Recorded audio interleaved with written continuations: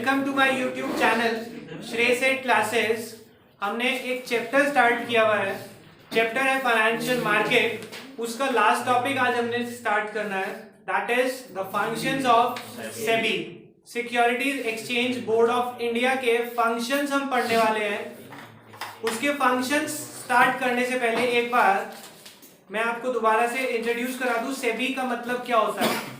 सेबी क्या है? एक ऐसी टॉप मोस्ट बॉडी जो स्टॉक एक्सचेंज के लिए रूल्स एंड रेगुलेशन बनाती है। स्टार्टिंग में it was left as a watchdog, वो सिर्फ ऑब्जर्वर थे, काम को देखते थे, बट कोई भी एक्शन लेने की पावर उनके पास नहीं थी।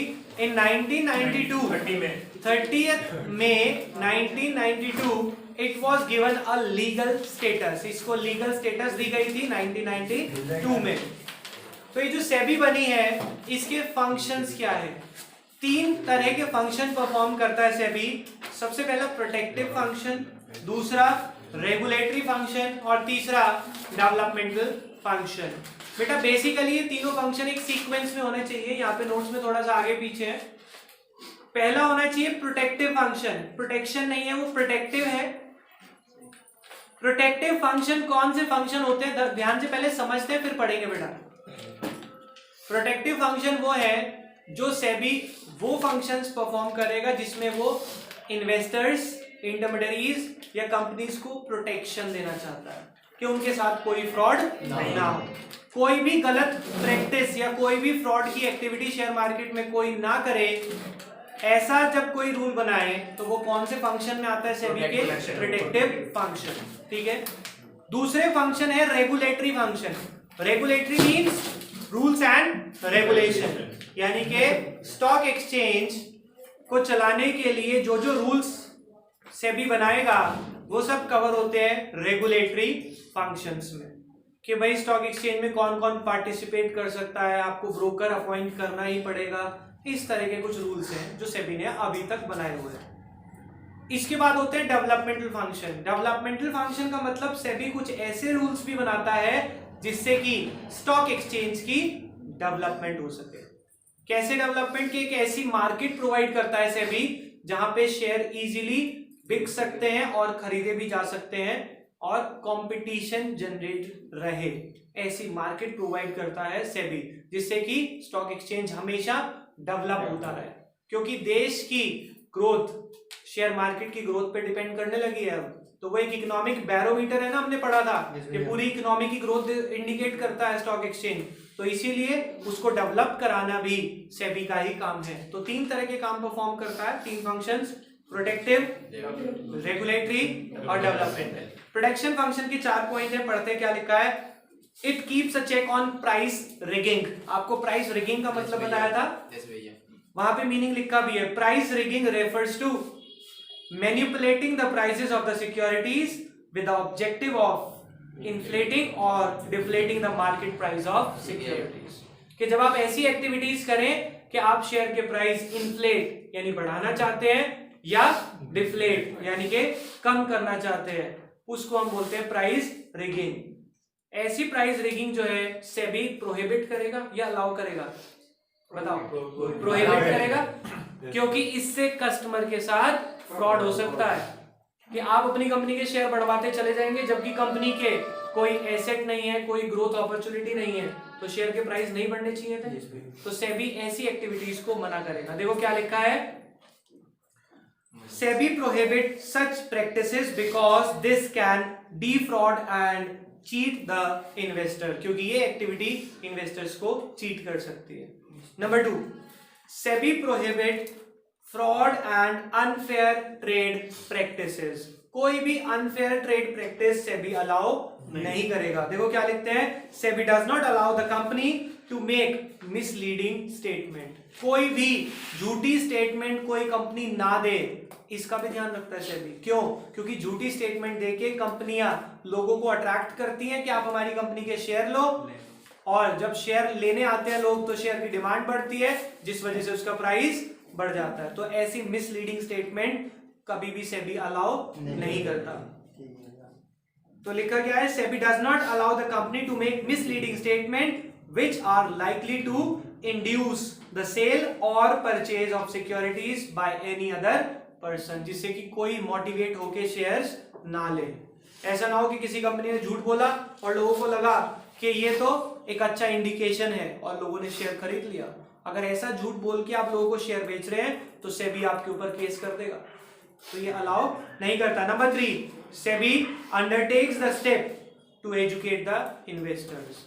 वो ऐसे स्टेप भी लेता है सेबी जिससे कि वो इन्वेस्टर को एजुकेट कर सके कि आपके साथ कोई चीटिंग ना हो, so that they are able to evaluate the securities of various company and select the most profitable security.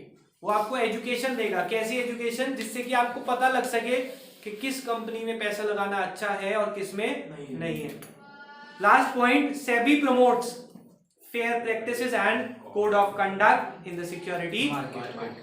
Code of conduct मतलब उसके रूल्स एंड रेगुलेशन बिल्कुल क्लियर कट रखेगा कि कोई भी अनफेयर ट्रेड प्रैक्टिसेस ना कर पाए।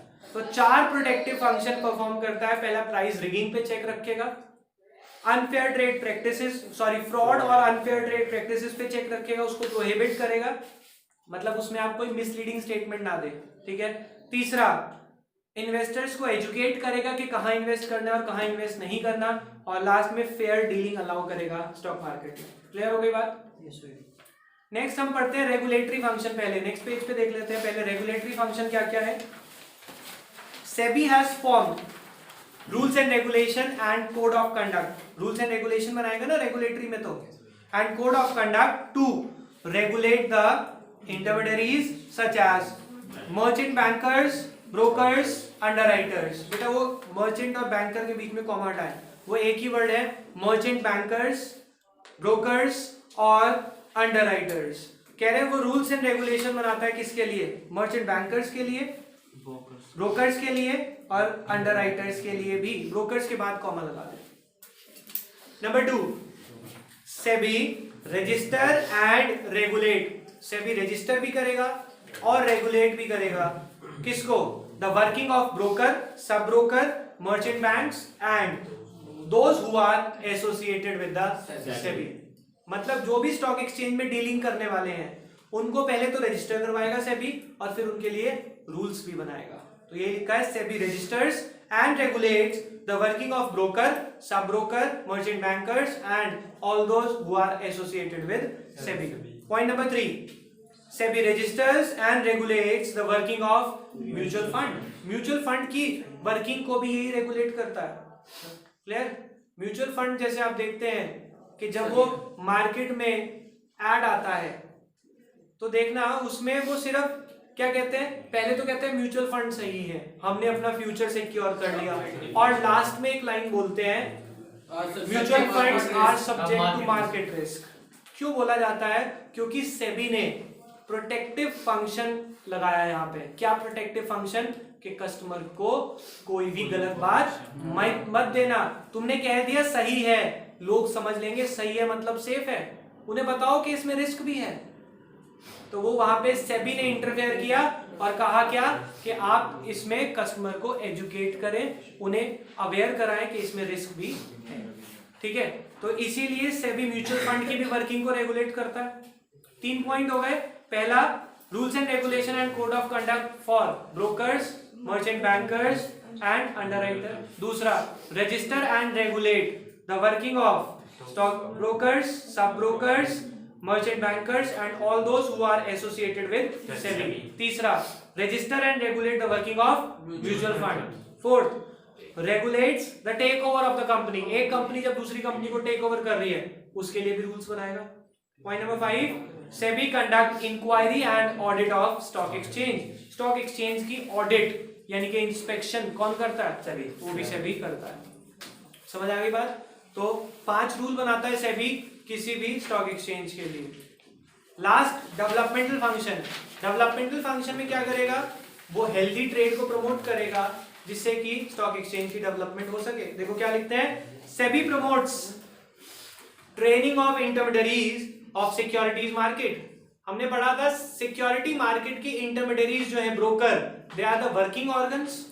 पढ़ी थी बात कि वो क्या है?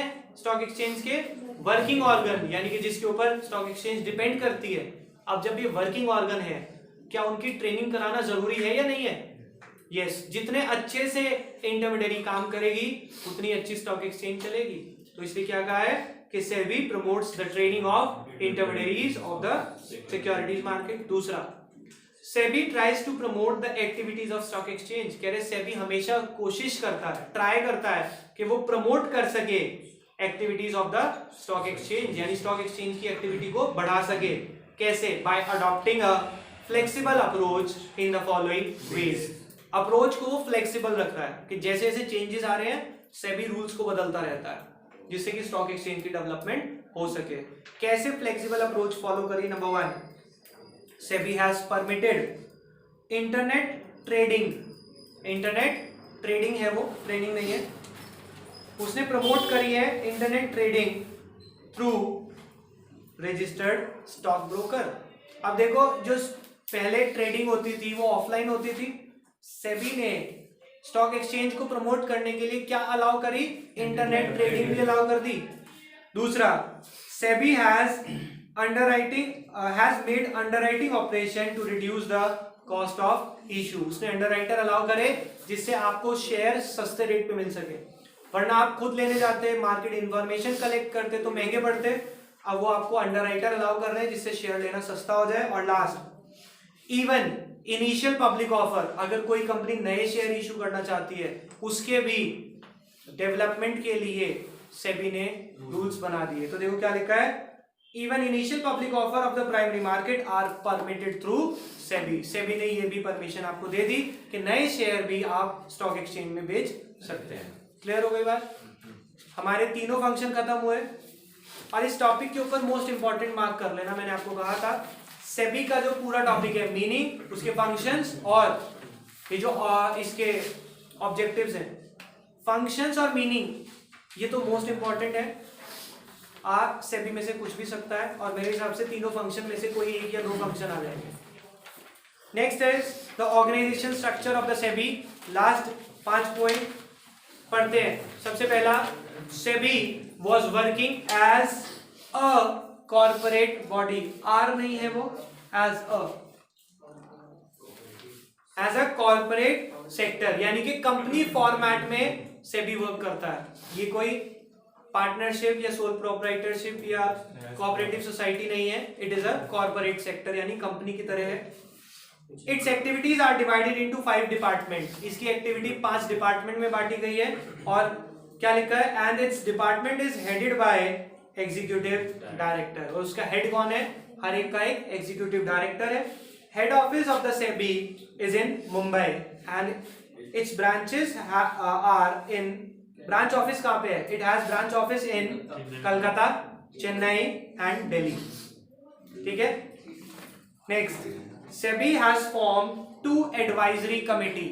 2 ऐसी कमेटी बनाई है सेबी ने जो उसे एडवाइस देती रहती है, एक प्राइमरी मार्केट के लिए और सेकेंडरी मार्केट के लिए। क्लियर हो गई बात? अब ये जो एडवाइजरी कमेटी है इसमें कौन मेंबर हो सकता है? This committee consist of market players, investors, associations and eminent persons, यानी कि देश के जाने माने लोग इसके कमेटी के पार्ट हैं। पॉइंट नंबर 5 ये डिलीट कर दें आप, 4 ही पॉइंट करने हैं आपने। क्लियर हो गई बात? आपको ये चैप्टर यहीं पे खत्म होता है। आपको ये चैप्टर बहुत अच्छे से याद करना है। बाकी हम पढ़ेंगे नेक्स्ट क्लास में from the very first chapter. अब हम स्टार्ट करने वाले हैं चैप्टर नंबर 1 से। अभी के लिए बाय बाय।